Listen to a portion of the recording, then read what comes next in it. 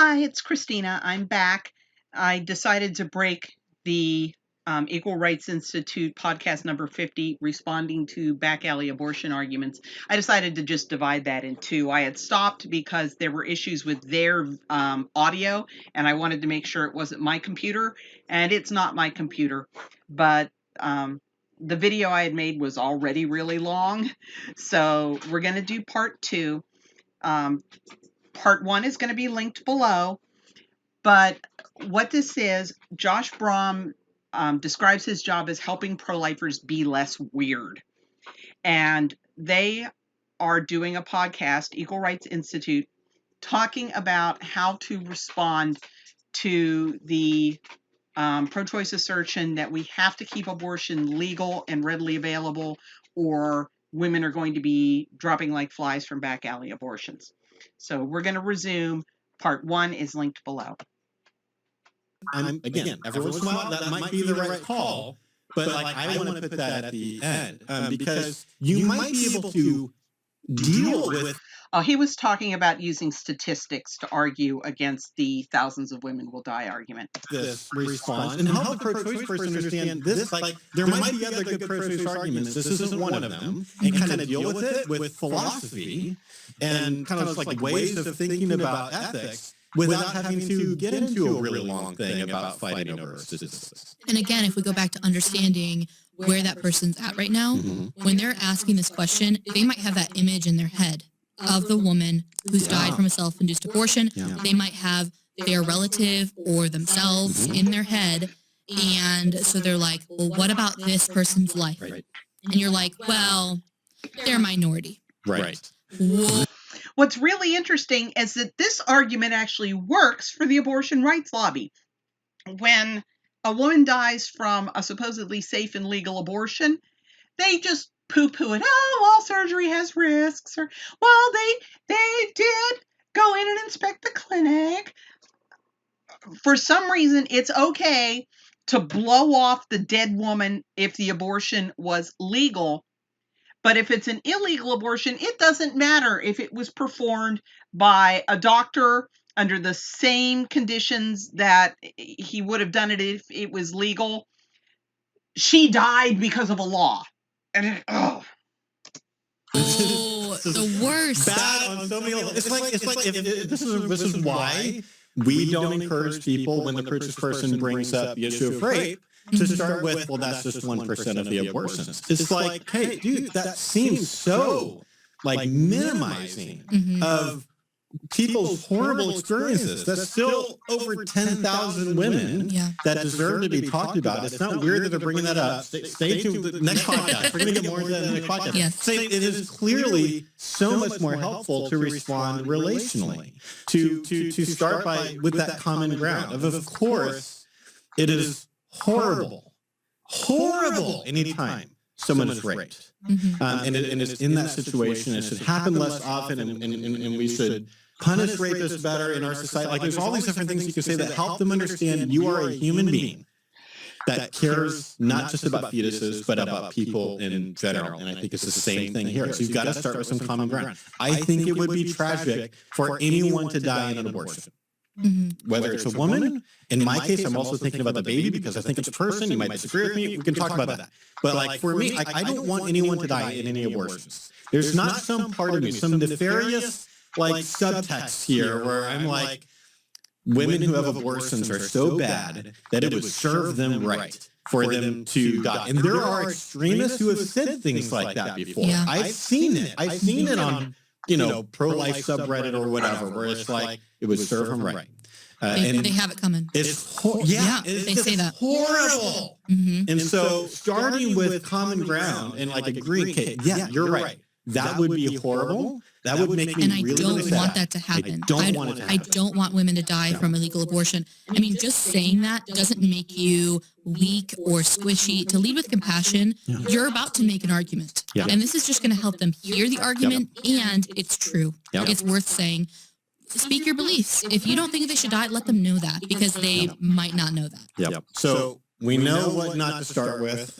Don't start with statistics. Start with common ground on both It would be tragic for this to happen, and I agree it will happen to some extent if abortion becomes illegal. Like, I actually don't suspect it'll be a coat hanger abortion thing. I think most of the illegal abortions in the future will be chemical abortions, and so it's a different thing. But still, okay, I'm with you. Women. This is already happening while abortion's legal. The chemical abortion, medical abortion has been touted as being so safe, so natural, so easy that women are buying abortion pills online. And in fact, slime bag men are buying abortion pills online and slipping them into women's drinks when they want them to abort. And that is a separate topic that we really need to talk about. The fact that it's as if to the abortion lobby, there's no such thing as a bad abortion, even if she didn't want it. And I actually had a conversation with a pro-choice person once. It drove me, I just could not wrap my head around it. I told the story about my babysitter whose mother coerced her into an unwanted abortion. This was back in the 1980s. My friend was 15 or 16 at the time, and she got pregnant on purpose. She wanted to have a baby. She was working in her mom's daycare. She thought, I'm taking care of kids all day. Why shouldn't one of them be mine? She told her mom she was pregnant, and then her mom came to her and said, you have an appointment at Planned Parenthood. I have $160. Your choice is you will go to Planned Parenthood and keep your appointment, or I will take you to the bus station, and you can buy a one-way ticket to any place that $160 will take you. She did not want the abortion. She asked about the baby. She was 8 weeks pregnant. This is fully formed at this point. It's no longer an embryo. It's a fetus. It's got arms and legs and a brain with brain waves and a beating heart.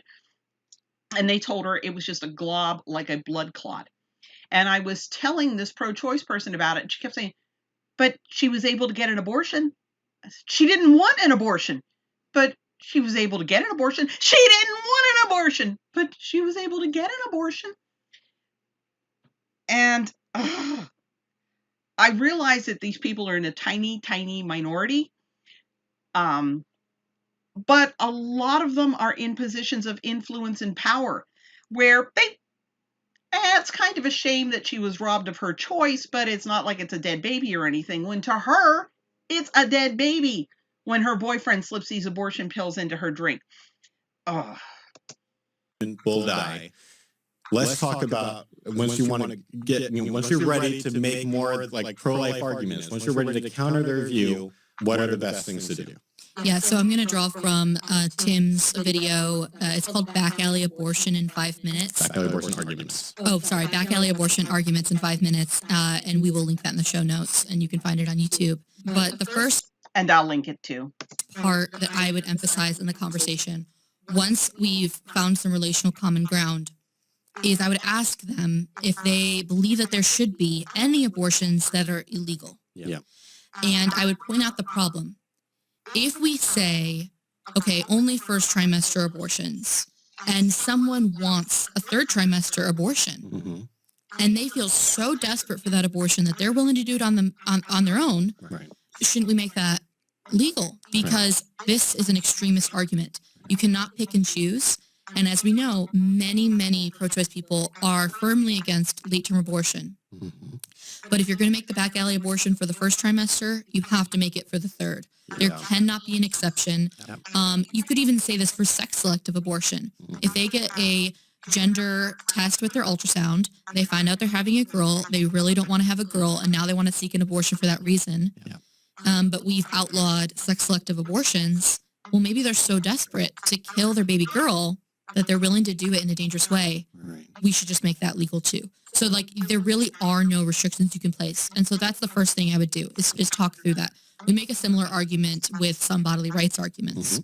And the second thing that I really want to read this quote that Tim says in the video because it's very his style, but I think it makes a great point. And of course you'd want to put this in your own words. But this is how he phrases it. He might ask his pro-choice friend a question like, do you think, like I do, that abortion is an unjust act of violence against an innocent person? If you don't, that's okay, and we should talk about that. But I do. And so it affects the way I think about these questions. Can you think of one other example where we should keep an unjust act of violence legal to make it safer for a perpetrator to do it anyway. Yeah. And I think this is really powerful because it's doing two things. It's helping them to see it through your eyes. Mm-hmm. Given that I believe abortion is a lethal act of violence against an innocent person, Right. of course I'm going to want it to be illegal. Right. And can you think of any other case where we make an exception like that? Right. And it is, I will point out, it is very difficult to have a thought experiment that does this. Yeah. We've tried brainstorming out, and in the course, we tried teaching a thought experiment. In our experience, that sometimes is not very effective because thought experiments oftentimes, if they're too weird, then our intuitions don't kick in the way we Right. want them to. Yep. And so I don't even know if you need to use a thought experiment where you try to frame it in some other way. I agree. Just think about a violent crime of any sort. What if that violent crime was dangerous for the perpetrator? Right. For whatever reason, it's dangerous. Bank robbery or something like Right. Like, let's say for some reason, bank robbery, it puts their life at risk. And they say, I'm going to rob banks anyway. that. Right. Would we make bank robbery legal? You know, again, you want it to be something violent maybe. So, Right. you know, they're using armed force or something. So, no, of course we wouldn't. And talk through it with your friend and help them think through it like you do. Right. And another thing, with having them see it through your eyes and talking through, this is how I think about abortion. And if you don't think the same way I do about abortion, of course, we're going to disagree about this other thing. So let's talk about Right. that problem. Right. What is abortion? Who does it kill? And I think that's helping you to direct the conversation where you're going to be able to be persuasive. Once you've convinced them that abortion kills a baby, yeah, you're going to be a lot easier talking about, well, Right. what's the risk here and making it illegal. Because if the pro-life person is wrong, if we're not actually killing a baby, or if they're killing a potential baby that has no value right now, or something like that, it's like you don't even need the back alley abortion thing to convince us. Like, that's enough. Like, just saying that medical procedures that are not unethical ought to be legal is a pretty. And that's something that I did a blog post about that I should probably bring up, which is that there are times when the pregnancy test is positive, she shows all the symptoms of pregnancy, but what's in her uterus is not actually a human fetus. These are called molar pregnancies or gestational trophoblastic disease, where what she has in her uterus is what's called a hydatidiform mole, which hydatidiform means looking like grapes. So it's just this bunch of globs of cells. Pro-lifers have absolutely no problem with terminating that pseudo-pregnancy. Get rid of that hydatidiform mole.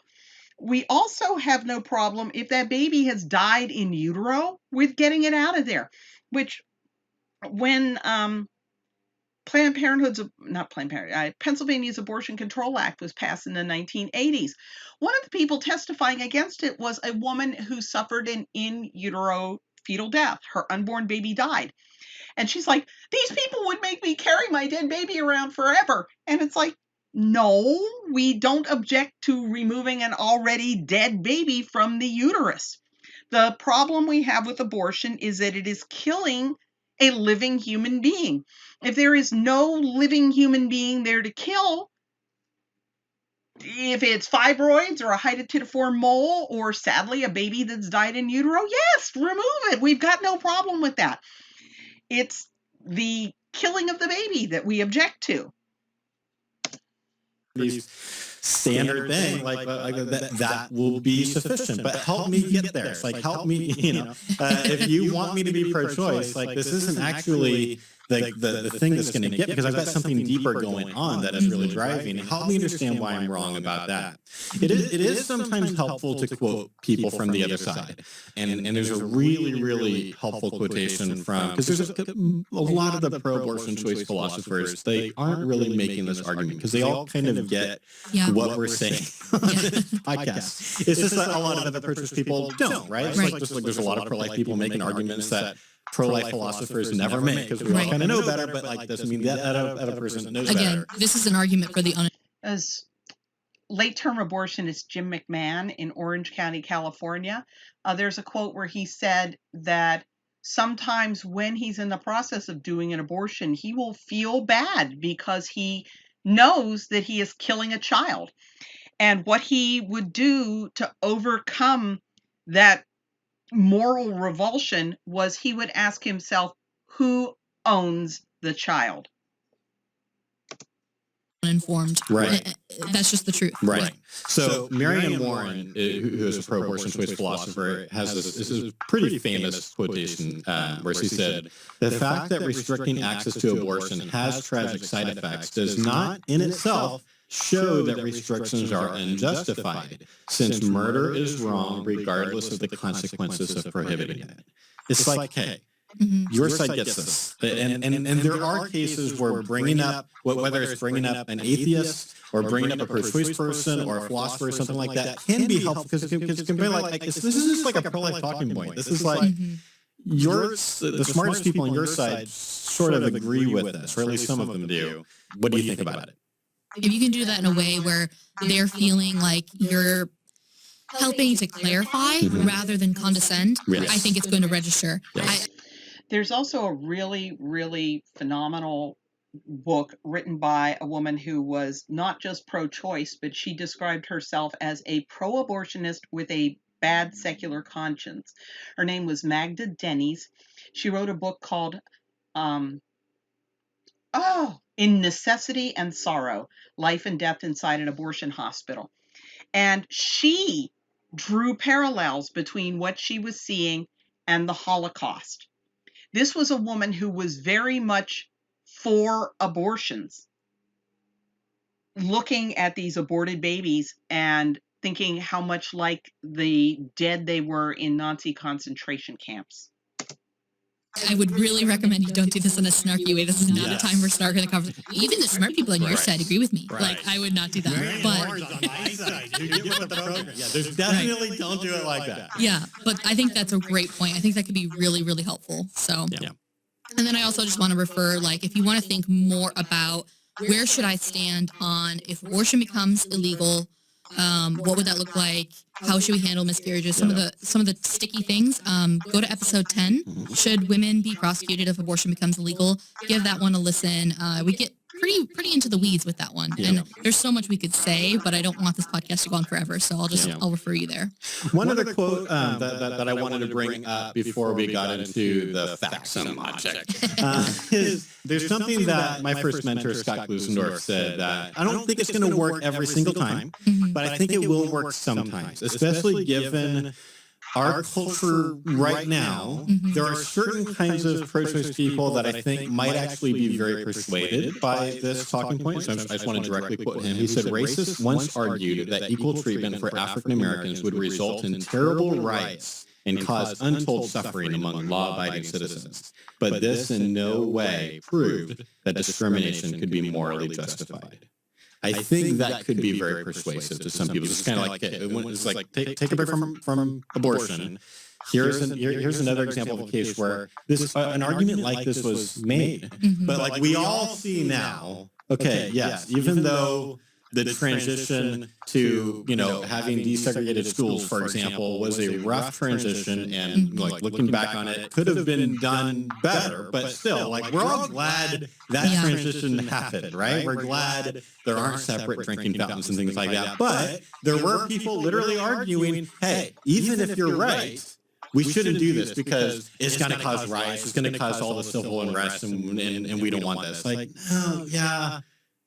This is still more important. Yeah, and I think that any time where there has to be violence because you're fighting for a greater justice like that, that's throughout history. I mean, there have been some very bloody wars over some very just causes, and that doesn't mean that it wasn't worth fighting for. So let's move into the facts and logic. Josh, lay it on me. I want to know what were the lies told? What are the real numbers pre-Roe abortion in America? So, and I'll say, if you've done all of those other talking points and the person's still not convinced, and then I think at this point, I'm fine with you bringing up the facts get into and the logic. specifics, Get into because the specifics. Sometimes there's this vague thing in their head, and I think they could be persuaded by, well, let's look at what actually was going on. Because it's not the coat hanger in the back alley necessarily. Right. There were some other things happening. This is what I'm saying is this is a last resort, not an opening move. Sure. All right. Sure. Okay. So the stereotype that you hear about with coat hangers and back alleys wasn't happening that often. I mean, I don't think we should ever say it never happened. Sure. We can't prove that it never happened. But it wasn't mainly what was going on. So let's talk a little bit about what was going on pre-Roe. So one thing that a lot of pro-choice people would be surprised to learn is that the same physicians who accounted for about 85 to 90% of those abortions performed them with the same methods and equipment both before and after Roe. Let me add that some of them actually got sloppier after legalization, not just after Roe. We look in New York. In the early 1970s, New York legalized abortion on demand midway through 1970, and an abortionist named Jesse Ketchum from Ypsilanti, Michigan. No dead patients ever attributed to him in his illegal practice. He shuffled off to Buffalo and killed 2 women by doing hysterotomy abortions in his office. That's when you cut the uterus open so you can pull the baby out and let it die. And he did this to 2 different women where he didn't even finish suturing the hole shut after he cut it, and they bled to death. He didn't do that prior to legalization. It was in his safe and legal practice. We have Milan Vuch in Washington, D.C., who was deliberately performing illegal abortions. No deaths I could find, and I looked and looked and looked. No dead woman in his criminal abortion practice. After legalization, he got sloppy and he killed 2 patients. We have Benjamin Munson in South Dakota. He was a criminal abortionist before Roe versus Wade. He got sloppy after legalization and killed 2 patients. So I think part of the reason why we see really not any change in the downward trend, even though the number of abortions went up, is that for every, we didn't see some huge drop. We saw actually a slight uplift when New York legalized, but that could just be a fluke. And it continued its slow downward trend, is for every non-professional abortionist that eventually went out of business, and they didn't all just quit. In the mid-1970s, the Chicago Sun-Times did an expose, and they found, I kid you not, 2 chiropractors and a witch doctor in Chicago doing illegal abortions after Roe versus Wade. And probably those 2 chiropractors and a witch doctor were safer than some of the abortion clinics that were actually killing women with their sloppy practices. Most illegal abortions happened in private doctors' offices. Not all doctors did them. So it's kind of like this thing where OBGYNs kind of amongst each other, their colleagues, kind of knew who you could go to. So let's say you're an OBGYN in 1970 who doesn't do illegal abortions for whatever reason. And you have one of your patients come to you and you have an appointment and she says, I'm pregnant. Do you do those illegal abortions? And she's pro-choice and all that stuff. Yeah. Then what he might say is, I don't do them, but I know someone who does. Here's where you go for that. And it was not a back alley. It was a doctor's office. Maybe it was after hours or something. You're coming in the evening. Sure. Or, yeah. Sure. But it was still sterilized medical equipment. It wasn't this, it wasn't a butcher, unraveling a coat hanger usually. And we know this from the other side. Again, this is not just like pro-life urban legends. So let me just quote some people. So in 1960, yeah. Planned Parenthood claimed that 90% of the abortions were happening by doctors. So this is a quote from Mary Calderon. I'll have all the sources in the description. But Steve published this in July 1960. He said, abortion is no longer a dangerous procedure. Let me say that again. 13 years before Roe versus Wade, the medical director of Planned Parenthood said abortion is no longer a dangerous procedure. So he said this applies not just to therapeutic abortions as performed in hospitals, but also to so-called illegal abortions as done by physicians. Second, and even more important, the conference estimated that 90% of all legal abortions are presently being done by physicians, trained as such, and many of them are in good standing in their communities. They must do a pretty good job if the death rate is as low as it is. It's like not like funny to laugh, but also like it is laughable because she's like just destroying the talking point. An interesting thing is that this was based on the Planned Parenthood 1955 Conference on Abortion in America, and one of their speakers was Dr. George Timanis, I think. I can't remember his name for sure, but he was a criminal abortionist, and they had him come do a report on his criminal abortion practice. It's like, well, given that the death rate is as low as it is, like, of course that they're like good physicians. You know, she's really making it hard on them. That death rate quote is actually that point is a very important point, and I'm going to come back to that. There's another interesting quotation from someone else who brings it up, and I think it's one of those helpful things because you're not just saying Planned Parenthood knew that almost all the abortions were being done by physicians, but there was also like this side argument going. It's like, look, there is no way that most of them are being done somewhere else because otherwise the death rate would be a lot higher. Like it's just like, look, there has to be something else going on. This is something also that I have a problem with pro-lifers now, where a woman will die and they'll go, see, abortion is dangerous. No, it's not inherently dangerous, because if it was, Gosnell would have been stacking corpses like cordwood. The women would have been staggering out and dying in the street in droves. Once we had antibiotics and blood transfusions, the deaths came down. People are able to save these women. Alfred Kinsey, who founded the Institute for Sex Research at Indiana University, previously known as the Kinsey Institute, he said that 85% of the abortions were being done by physicians. So you had this general thing where abortion deaths were declining between the 1940s and the 70s for the same reason that all surgical procedures, the deaths from surgeries, were all going down at the same time between the 40s and 70s, and all for the same reason. Better medical care and penicillin.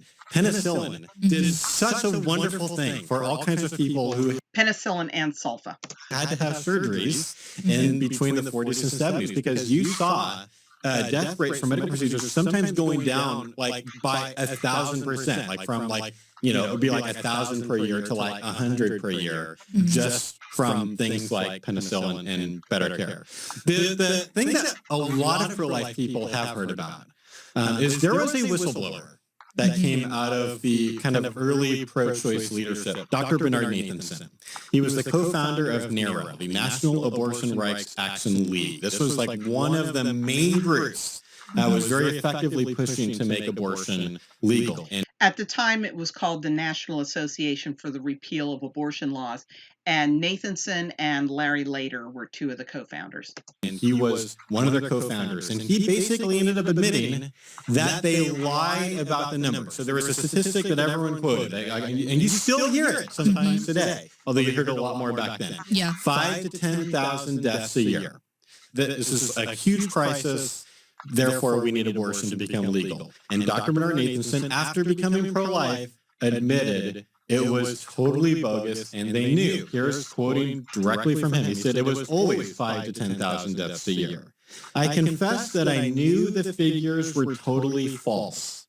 And I suppose the others did too if they stopped to think of it. But in the morality of our revolution, it was a useful figure, widely accepted. So why go out of our way to correct it with honest statistics? The number came from a Dr. Frederick Taussig in a book that he published in the 1930s, Abortion, Spontaneous and Induced, I think. And I'll link to both an article and a video about it below.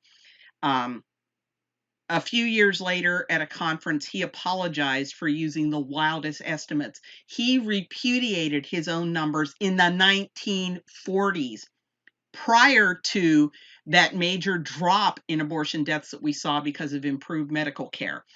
So as of the 1940s, anybody who found the source of that 5,000 to 10,000 claim and knew it was Taussig knew that he'd repudiated his own numbers.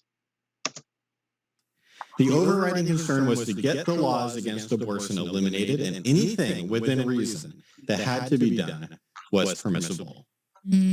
That's super utilitarian. It's like, hey, it doesn't matter for lying. If because we're right, of course abortion should be legal. And if the way to make that happen is to lie to the public, to the Supreme Court even, then that's what we'll do, because in the end... Oh my gosh, another thing, lying to the Supreme Court.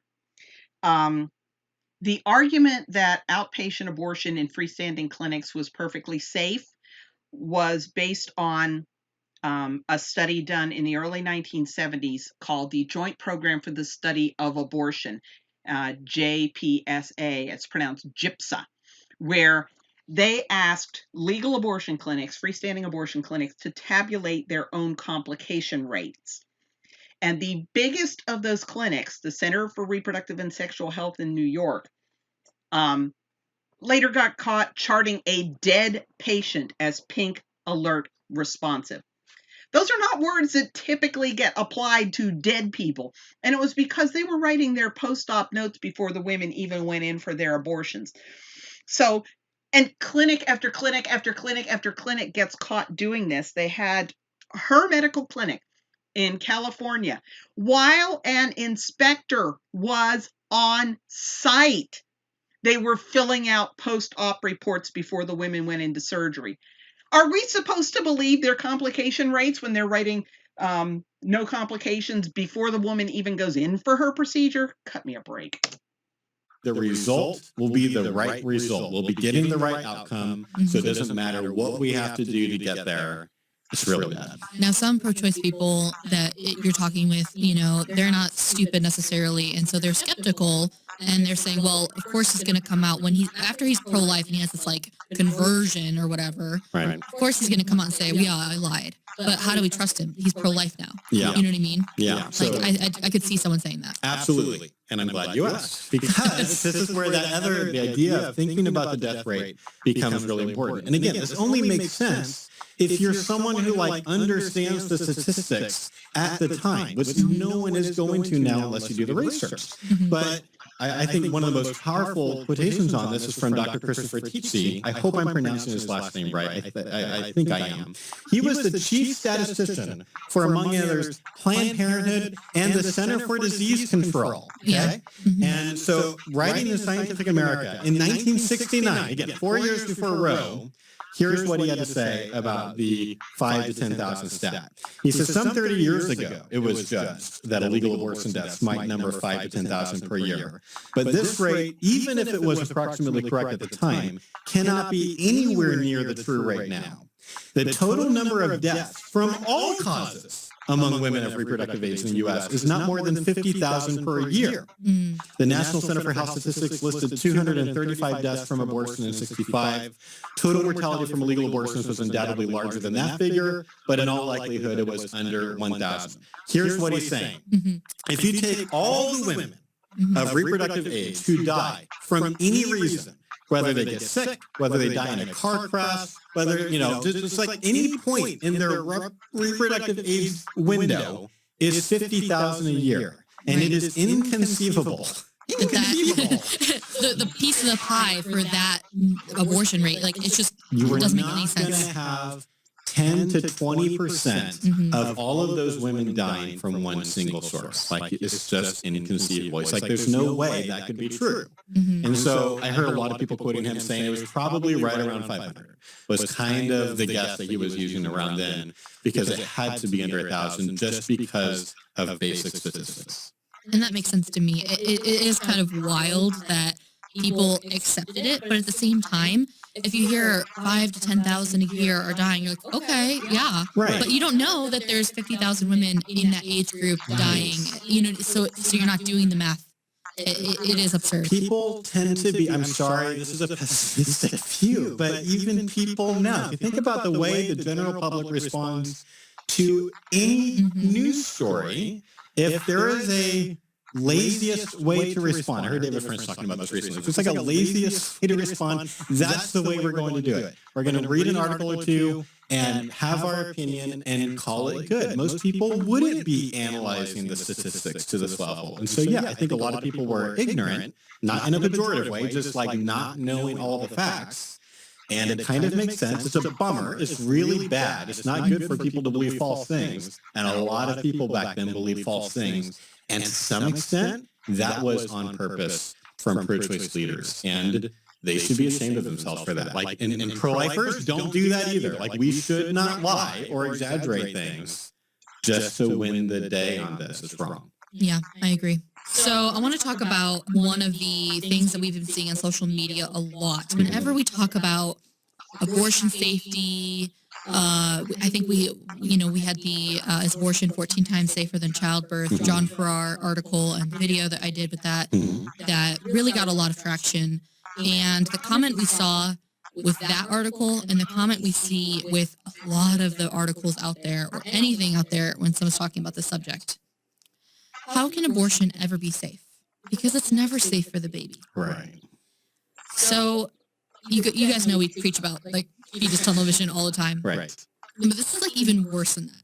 This is saying that her life doesn't matter. Yeah. Not only like should we be focused on the baby because the baby's, being killed in abortion. It's like the woman doesn't matter at all. She's like, why would we care about her safety? It's not safe for the baby, It sounds super dismissive, even if you're not trying to be dismissive. Even if you're trying to say, well, yes, it matters that she dies too, but by the way, it's never safe for the baby. Just like there's almost no way to pull that off in a way that comes across like you actually care about these women. You're undermining your argument. Our whole argument is there are two patients here, and we need to care for both. Yeah. That's your argument. So if you say, well, why should we care about both patients? We should just care about the one. Yeah. You really are saying it's awful. Yeah. So I think women deserve to die from abortion because if you're willing to kill your own child, you don't deserve to live anyway. You shouldn't be a mother. Saying it's never safe for the baby, not just unpersuasive, unhelpful. Yeah. Because you are really damning the pro-life movement in their head. Yeah. And you're turning them off. And now you are making it harder to overturn Roe. You're making it harder to get rid of abortion. Yeah. And please stop. Please understand, we are not saying don't say these things because it's not popular. And we want to be popular and we want to be liked and we don't want to have people think less of us. That's not the point. You're literally shooting yourself in the foot. You're not literally. Now the way literally is. You are literally.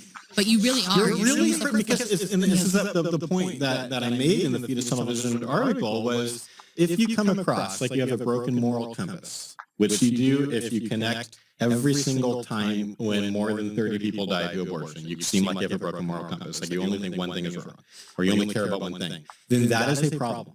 Because when you argue against abortion, you are making a moral argument. So if they think that you've got a broken moral compass that doesn't point true north, then they cannot take your moral view seriously. They literally can't. Like it's not going to be possible for them. It's like trying to get, if there was like a serious, like legitimate racist, like member of the KKK, trying to preach at you about the way that you should think about coronavirus or something like that. It's like it's going to be harder to take that person's view seriously because he's so backwards on this really obvious thing that your skin color or your ethnicity or whatever doesn't affect your value. And so there's a similar thing going on here. When you respond, well, abortion's never safe for the baby. Like it just seems like this like snarky, like one-line bumper sticker slogan thing that you give back that so undermines your credibility. So I'm really glad you brought that up. Yeah, and I want to encourage pro-life people who are just like nodding along right now with the podcast, like, duh, I hate when I see that. You need to speak up and you need to speak gently. And I sometimes encourage people to comment below that comment and say, we don't just care about the baby, we care about both patients here. And saying things like this is really unhelpful. Yep. Most of the time, we, criticize in private, congratulate in public. Mm-hmm. But if it's a public comment, if it's a public tweet, and pro-choice people are seeing that, they need to see the pro-lifer correction too. Normally, I would encourage you to talk to your friend one-on-one, and you can do both. Right. But I think this is a situation where it calls for public correction because you're trying to do some damage control here. Right. It is damage control because it's like I think pro-life people sometimes overestimate how often pro-choice people talk to pro-lifers about abortion. Like it might not happen very often for them. And so if they're like formative experience, the one time they were like, okay, fine, I'll have a little bit of an abortion debate on my Facebook wall or whatever, is like the pro-lifer making the worst arguments, then they're going to feel so much more like confident. And of course I should be pro-choice. Like, okay, yeah, I did debate a pro-lifer one time. And this is what he said. He said he didn't care about women. It just goes to show, like, all the people in my women's studies class are right after all. It's like, hey, no, like jump in. Like, no, that is not the way that we think. I really think it would be horrible for someone to die in an illegal abortion, yet I still think it should be illegal. Let's talk about that. Like that kind of thing would be just so much more helpful there. Okay. So like I said, I'm going to provide some links below, including a link to this video. And thanks for listening.